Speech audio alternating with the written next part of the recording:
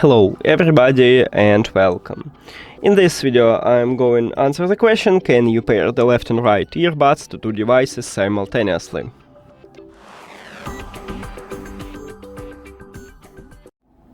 And no, you cannot pair your left earbud with one device and your right earbud with another device. Only both of these earbuds with one device. But you can listen to music with one earphone. So you just put one of your earbuds to the charging case or remove only one earbud from the charging case and then close the case.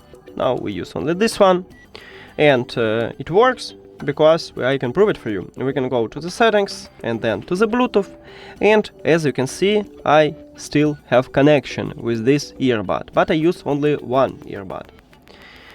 Also, if you want to use only one earbud, you can enable ANC for one earbud. To do this, you need to open Galaxy Wearable application, and of course we need to add these earbuds to the app.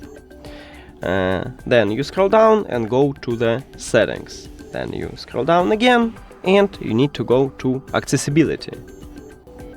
Tap on it. And right here we have noise control with one earbud. You enable it, and now if I put one of my earbuds to my ear, I can use ANC. And that's it.